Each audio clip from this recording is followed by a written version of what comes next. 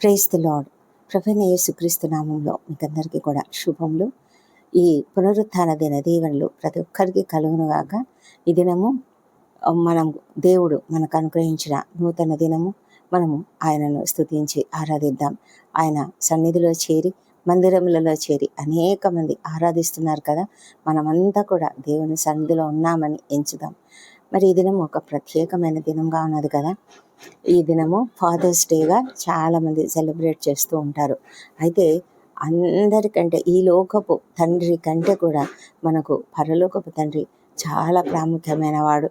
ఈ లోకపు తల్లిదండ్రులు ఒక్కొక్కసారి మనల్ని వదిలిపెట్టవచ్చు, కానీ మన పరలోకపు తండ్రి మనల్ని ఎప్పుడు కూడా విడనాడడు. ఆయన తన పరిశుద్ధాలయమందు దేవుడు తండ్రి లేని వారికి తండ్రియు, విధవరాండ్రకు న్యాయకర్తయునై ఉన్నాడని కీర్తనల గ్రంథము 68వ అధ్యాయంలో రాయబడి ఉంది. ఈరోజు తండ్రుల దినోత్సవం సందర్భంగా మనము మన జీవితాలలో ఈ లోకపు తండ్రుల ప్రేమను, త్యాగాన్ని, మార్గదర్శకత్వాన్ని గుర్తు చేసుకుంటున్నాము. అయితే ఒక మంచి తండ్రి ప్రేమ మనకు పరలోకపు తండ్రి ప్రేమను గుర్తు చేస్తుంది.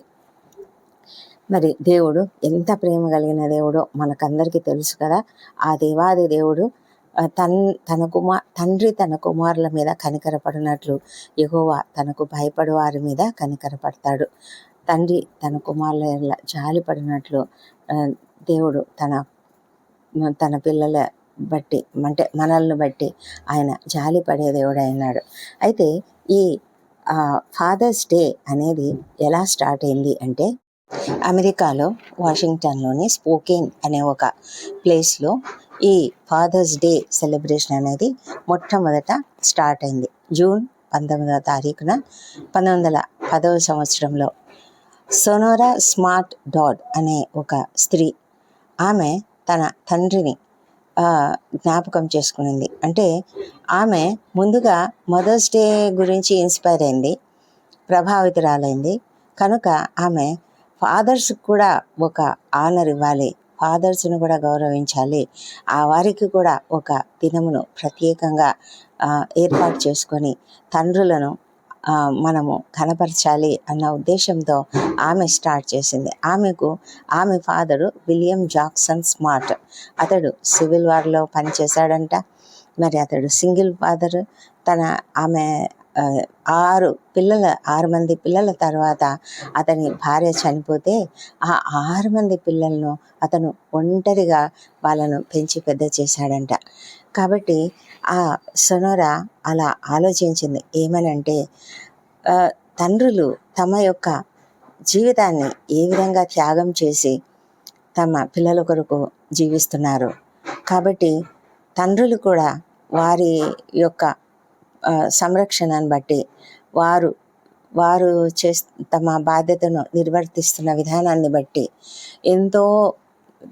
ఎంతో ఎక్కువగా ఘనపరచబడవలసిన అవసరం ఉన్నది. వాళ్ళు ఎంత ప్రేమిస్తారు పిల్లలను, ఎంతగా హార్డ్ వర్క్ చేస్తారు, ఎంతగా వాళ్ళు తమ పిల్లల కొరకు తమ జీవితాలను అంకితం చేసుకొని పని చేసే తండ్రులు ఎంతోమంది ఉన్నారు. తండ్రులు తమ పిల్లల గురించి ఎంతగానో ఆలోచిస్తారు. ఒక్కొక్కసారి వాళ్ళు తమ ఆలోచనను వ్యక్తం చేయకపోవచ్చు, వాళ్ళ భావాలను వ్యక్తం చేయకపోవచ్చు, వాళ్ళ ప్రేమను వ్యక్తం చేయకపోవచ్చు, కానీ వాళ్ళ ప్రతి క్రియలో, ప్రతి పనిలో, ప్రతి చిన్న విషయంలో కూడా మనకు ఆ తండ్రి ప్రేమ అనేది కనిపిస్తూ ఉంటుంది. తప్పకుండా తండ్రులు తమ పిల్లలంతా కూడా క్షేమంగా ఉండాలి, ఎవరు కూడా ఆకలితో ఉండకూడదు, ఎవరు కూడా మరి సరి అయినటువంటి చదువు సంరక్షణ లేకుండా ఉండకూడదు అని తండ్రులు ఎంతగానో భావించి వారి గురించి ఎంతగానో బాధ్యత వహిస్తూ ఎన్నో కష్టములకు, నష్టములకు ఓర్చి ఎన్నో త్యాగాలు చేసి తమ పిల్లలను పైకి తీసుకొని వస్తారు. అందుకే ఫాదర్స్ డే సెలబ్రేట్ చేయడం అన్నది కూడా ఒక ప్రాముఖ్యమైన విషయంగా ఆమె భావించింది. ముందుగా ఆమె జూన్ 5వ తారీఖున అది సెలబ్రేట్ చేసింది, కానీ ఆ తర్వాత అది ప్రతి జూన్ నెల 3వ ఆదివారము రోజుగా ధృవీకరించబడింది. ఆ దినం నుంచి ప్రతి జూన్ మాసంలో ప్రతి 3వ ఆదివారం కూడా ఫాదర్స్ డేగా సెలబ్రేట్ చేస్తారు. మరి దీనిని రిచర్డ్ నిక్సన్ అనే ఒక ప్రెసిడెంట్ 1972లో అఫీషియల్గా సైన్ చేసి ఇది పర్మనెంట్గా నేషనల్ హాలిడేగా అమెరికాలో మొదలుపెట్టారు. అయితే ఈ దినము చాలామంది చాలా దేశాలలో కూడా వారు ఈ యొక్క ఫాదర్స్ డేని జరుపుకుంటున్నారు. కానీ అన్ని చోట్ల హాలిడే అనేది ఉండకపోవచ్చు, కానీ అది ఒక ప్రత్యేకమైన దినముగా వారు భావించి తండ్రులను గౌరవించడం అనేది జరుగుతోంది. మరి ఫా దే ఫాదర్స్ డే అంటే ఇది ఒక ఏదో తండ్రికి గిఫ్ట్ ఇవ్వడం మాత్రమే కాదు. గిఫ్ట్ ఇవ్వడం ఏముంది, మనము ఒక ఏదో ఒకటి కొనుక్కోవడమో లేకపోతే ఒక బొకే ఫ్లవర్ బొకే తీసుకొని వెళ్ళి పూల గుచ్చంతో వాళ్ళను ఎంతో సంతోషంగా వాళ్ళను హ్యాపీ ఫాదర్స్ డే అని వాళ్ళను హగ్ చేసుకొని వాళ్ళను ఒక విధంగా మనము వాళ్ళను సంతోషపరుస్తాం. కానీ నిజానికి మనం ఆలోచిస్తే ఏ దినము తండ్రుల దినం కాదు చెప్పండి, ఏ దినము తల్లుల దినం కాదు చెప్పండి. మనం ప్రతిరోజు కూడా తల్లిని జ్ఞాపకం చేసుకోవాల్సిందే, తండ్రిని జ్ఞాపకం చేసుకోవాల్సిందే. నీ తల్లిదండ్రులను నీవు సన్మానించుము అని మనకు దేవుడు ఒక గొప్ప ఆజ్ఞనిచ్చాడు. ఎందుకంటే మనం తల్లిదండ్రులను సన్మానించాలి. వారిని మనం ఎప్పుడైతే సన్మానిస్తామో అప్పుడు మనము ఆశీర్వదింపబడతాము, మనము దీర్ఘాయుష్మంతులం అవుతాము. దీర్ఘాయుష్మంతులు అంటే ఈ లోకంలో ఎంతో కాలం జీవించడం అని కాదు, కానీ మన జీవితంలో మనము వారి ద్వారా ఏదైతే మనం పొందుకున్నామో ఆ వారసత్వంగా మనం పొందుకున్నటువంటి మన ప్రేమ, వారసత్వంగా మనం పొందుకున్నటువంటి మన యొక్క ఆదరణ, మనము ఇతరులను ప్రేమించే విధానంలో, మనం ఇతరులను సత్కరించే విధానంలో, గౌరవించే విధానంలో మనం వ్యక్తం చేస్తూ ఆ విధంగా తల్లిదండ్రులను మనము ఘనులుగా సన్మానించిన వారం అవుతాము. ఎప్పుడైనా కూడా చూడండి, ఎవరైనా కూడా ఏ ఎత్తైనా, అదే పెద్దవాళ్ళు కానివ్వండి చిన్నవాళ్ళు కానివ్వండి, ఏదైనా ఒక పని చేసి ఒక మంచి పని చేస్తే వాళ్ళ తల్లిదండ్రులను గుర్తు చేసుకుంటారు. ఒక చెడ్డ పని చేసినా వాళ్ళ తల్లిదండ్రులను గుర్తు చేసుకుంటారు. ఎందుకు అంటే అది తల్లిదండ్రులు, ఇది వాళ్ళ తల్లిదండ్రులు ఇలాంటి వారు అలాంటి వారని ఆలోచిస్తారు. కానీ నిజంగా ఇంత ఇదిగా వీళ్ళు ఇంత మంచి జీవితం జీవించారని కానీ ఇంత చెడ్డ జీవితం జీవించారని పిల్లలను గురించి అనుకోకుండా ముందుగా తండ్రులను గురించి అనుకుంటారు, తల్లిని గురించి అనుకుంటారు. అందుకే మన జీవితంలో మనం తల్లిదండ్రులకు ఎంతో ప్రాధాన్యత ఇవ్వాలి. వాళ్ళు మన గురించి ఎలాంటి ఆలోచనలు కలిగి ఉన్నారు, ఎలాంటి మంచి ఉద్దేశంలో కలిగి ఉన్నారు, దేవునికి అనుకూలంగాను దేవునికి ఇష్టమైన వారుగా మనం జీవించాలని వారు ఎంతగా కోరుకుంటున్నారు, దాన్ని మనం జీవించాలి కదా. ఆ విధంగా మనం వాళ్ళను ఘనపరిచి వారిని గొప్పగా అంటే ఆలోచించుకొని వాళ్ళని బట్టి మన జీవితాన్ని ఆ విధంగా మలుచుకొని జీవిస్తేనే మనము వారికి నిజమైన గౌరవము అందించిన వారము అవుతాము. అలాంటి ఈ దినాన్ని బట్టి మనం దేవునికి ఎంతగానో కృతజ్ఞతాస్తుతులు చెల్లిస్తూ తండ్రులను జ్ఞాపకం చేసుకున్నాం. అయితే తండ్రులను జ్ఞాపకం చేసుకోవడం ఈ దినం మాత్రమే కాదు, ప్రతిరోజు కూడా మనం జ్ఞాపకం చేసుకోవాల్సిన వారమై ఉన్నాము. దేవుడు మన పరిపూర్ణ తండ్రి. ఈ భూమిపై తండ్రులకు బలహీనతలు ఉంటాయి, కానీ మన పరలోకపు తండ్రి పరిపూర్ణుడైన దేవుడు. ఆయన మనకు ప్రార్థన నేర్పిస్తూ ఇలా చెప్పాడు, పరలోకమందున్న మా తండ్రి, నీ నామం పరిశుద్ధపరచబడునుగాక అని. అంటే పరలోకమందు మనకు ఒక తండ్రి ఉన్నాడు. ఆయన నామము ఎల్లప్పుడూ కూడా పరిశుద్ధంగా ఉండాలి. మనము ఆ విధంగా పరిశుద్ధపరచబడినట్లుగా ప్రార్థించాలి. మన జీవితాలను కూడా పరిశుద్ధంగా చూసుకోవాలి. దేవుడు మనకు దూరంగా ఉన్నవాడు కాదు. పరలోకమందున్న మా తండ్రి అంటే మన యొక్క ఆలోచన ఆయన పరలోకంలో ఉంటాడు, మనకేం సంబంధం లేదు, ఎక్కడో దూరంగా ఉన్నాడని అనుకోవడం కాదు. ఆయన మన పరలోకంలో ఉన్న తండ్రి అయినా కూడా ఆయన మనతో ఉంటాడు. మనము యెషయా గ్రంథంలో చదువుతూ ఉంటాం కదా, ఆయన ఉన్నత స్థలములలో నివసించేవాడు, ఆయన మహోన్నతుడైన దేవుడు.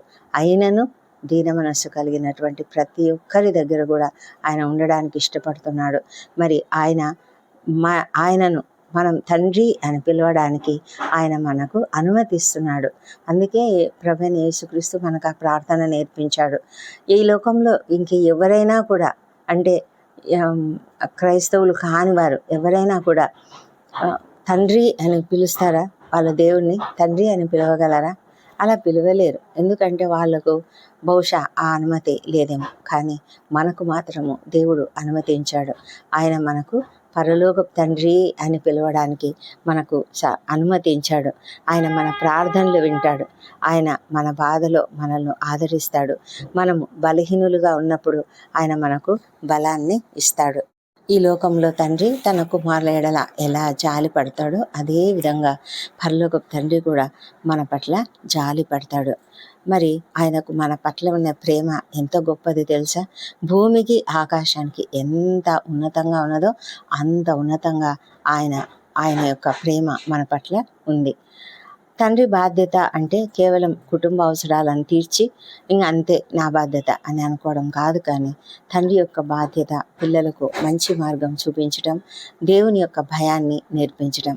బాలుడు నడవవలసిన మార్గంలో వానిని నడిపించుము, వాడు ముసలివాడైనా కూడా దాని నుంచి తొలగడు అని వాక్యంలో రాయబడి ఉన్నది. కాబట్టి చిన్నపిల్లలకు ఎప్పుడైతే తండ్రి తన యొక్క తల్లి నేర్పిస్తుంది, తల్లి ముఖ్యంగా ద ఫస్ట్ టీచర్ అంటారు, అలాగే మరి తండ్రి కూడా ఫస్ట్ టీచర్. బాలుడు నడవవలసిన మార్గంలో వానిని నడిపించాల. ప్రతిదినము కూడా తన దైనందిన జీవితంలో ఏ విధంగా జీవించాలో ప్రతి విషయంలో కూడా నేర్పిస్తూ ఉంటే అప్పుడు ఆ పిల్లవాడు ఎలా ఉంటాడంటే వాడు ముసలివాడైనా కూడా దాని నుంచి తొలగిపోడు.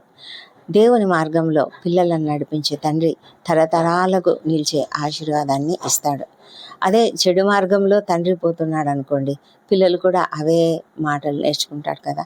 అలా కాకుండా దేవుడు మనకు చూపించినటువంటి త్రోవను మనము నేర్చుకుని ఆ విధంగా మనం పెద్దవాడైనా కూడా వాటి నుండి తొలగిపోకుండా ఉండగలిగేలాగా మన తండ్రిని అందుకే మనం గౌరవిస్తూ ఆయనను జ్ఞాపకం చేసుకోవాలి.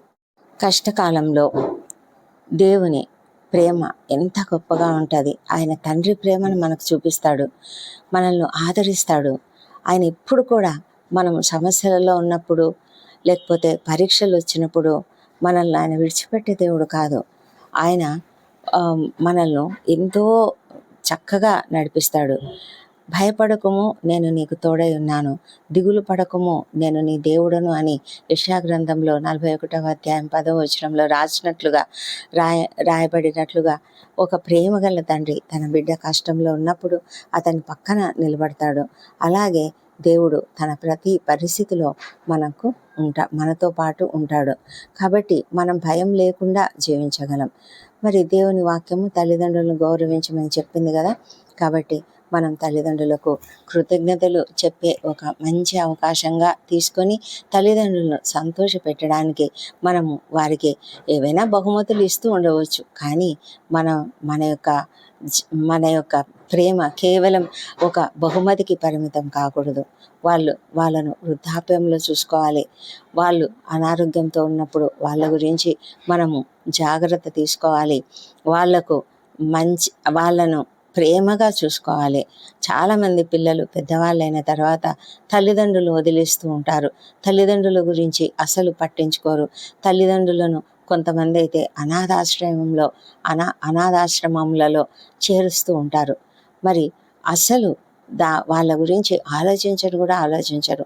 వాళ్ళు తమను ఎంత కష్టపడి పెంచి పెద్ద చేశారు, ఎంతగా వాళ్ళకు చదువులు చెప్పించారు, మంచి ఉద్యోగాలు దొరికేలాగా అంతవరకు కూడా వాళ్ళని చూసుకొని ఎంతగానో జాగ్రత్తగా చూసుకున్నటువంటి తల్లిదండ్రులను వాళ్ళ పట్ల కృతజ్ఞత చూపించకుండా వారిని మనము వదిలిపెట్టే పరిస్థితిలో ఉన్నామా? అలా ఉండడం మంచిది కాదు కదా.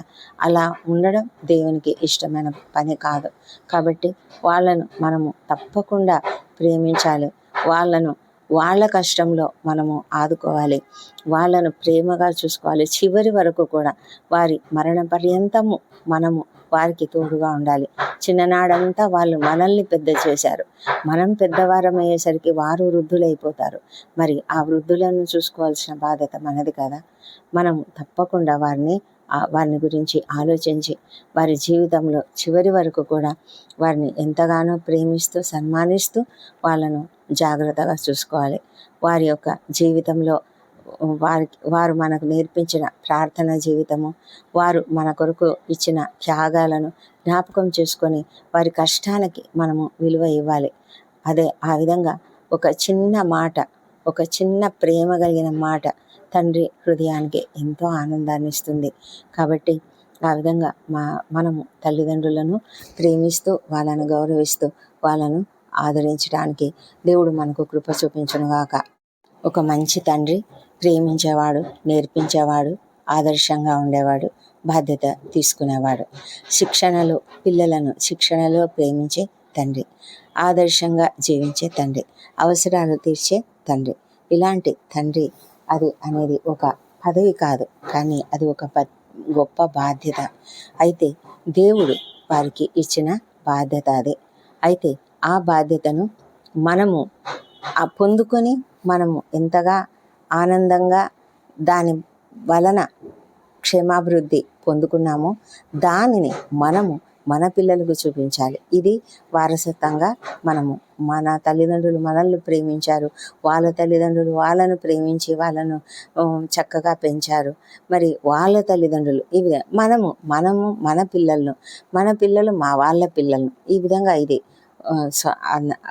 వరుసగా వారసత్వంగా జరిగేటువంటి విషయం. ఆ విధంగా జరుగునట్లుగా మనం చూసుకోవాలి. మనం తప్పకుండా ఈ దినమునని కాదు, తండ్రిని గౌరవించడం, మరి తండ్రిని బట్టి మనము వారి యొక్క పద్ధతులు వాటినన్నిటిని బట్టి గౌరవించి వాళ్ళను ఘనపరచడం అనేది అది అంటే ఒకవేళ ఈ దినానికి మనం చూపిస్తున్నామేమో, కానీ ఇది ప్రతిదినము జరగవలసినటువంటి పని. మోషే ఇశ్రాయేలీయులతో ఏం చెప్తున్నాడంటే, నేడు నేను నీకు ఆజ్ఞాపించు ఈ మాటలు నీ హృదయంలో ఉండవలెను. నీవు నీ కుమారులకు వాటిని అభ్యసింపజేసి నీ ఇంట కూర్చుండినప్పుడు, త్రోవన నడిచినప్పుడు, పండుకొనున్నప్పుడు, లేచినప్పుడు వాటిని గురించి మాట్లాడవలెను. సూచనగా వాటిని నీ చేతికి కట్టుకొనవలెను. అవి నీ కన్నుల నడుమ భాసికం వలె ఉండవలెను అని. ఇవన్నీ మాటలు ఎందుకు చెప్తున్నాడు అంటే, ఇశ్రాయేలీయులకు దేవుడు ఇచ్చినటువంటి ఆజ్ఞ నీ పిల్లల పిల్లలకు మీరు నేర్పించాలి. ఇది మనము వారు అంటే కేవలం ఇశ్రాయేలీయులకు మాత్రమే కాదు, కానీ ఇది మనము ప్రభువైన యేసుక్రీస్తుని అంగీకరించిన ప్రతి ఒక్కరికి కూడా ఇవ్వబడినటువంటి ఆజ్ఞ.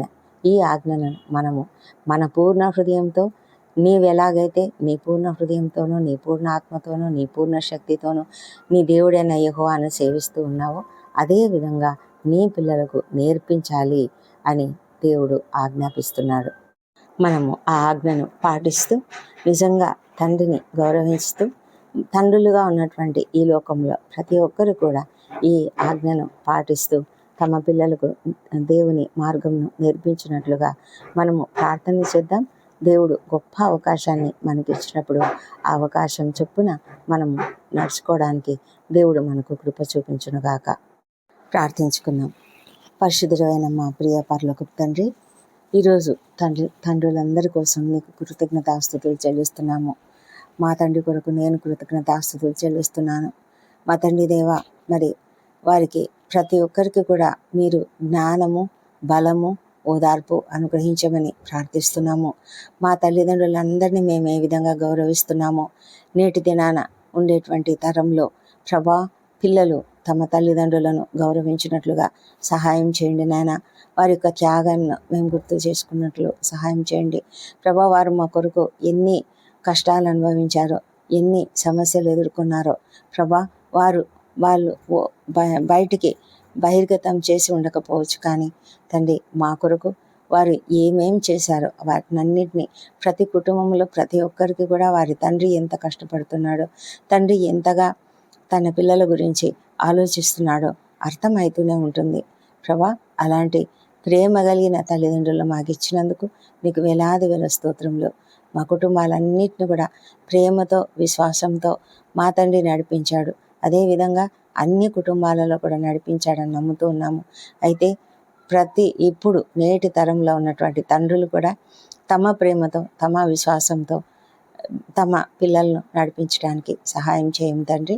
మరి నీ యొక్క గొప్ప ప్రేమను బట్టి నీకు వందనాలు చెల్లించుకుంటూ ప్రతి ఇంటిలో నీ సమాధానము, నీ ప్రేమ, నీ ఆశీర్వాదం ఉండునట్లుగా యేసునామంలో ప్రార్థిస్తున్నాం తండ్రి. ఈ దినం బర్త్డేలు, వివాహాలను జరుపుకుంటున్న బిడ్డలను దీవించి వారికి అందరికీ కూడా నీ యొక్క దీవెనలు, మరి కావలసిన ఉన్నతమైన ఆశీర్వాదములు అనుగ్రహించమని వేడుకుంటున్నాం ప్రభా. కొరింథీయులకు రాసిన పత్రికలో తండ్రి, కొరింథీయులకు రాసిన 2వ పత్రిక 6వ అధ్యాయం 18వ వచనంలో చివరిలో రాయబడినట్లుగా, నేను మిమ్మల్ని చేర్చుకుందును, మీకు తండ్రినయుందును, మీరు నాకు కుమారులను కుమార్తెలునై ఉందురని సర్వశక్తి గల ప్రభువు చెప్పుచున్నాడు అన్న ఈ వాగ్దానంను మేము తీసుకుంటున్నాం ప్రభా.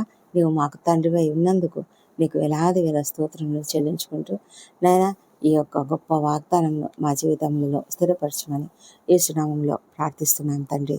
Amen, amen.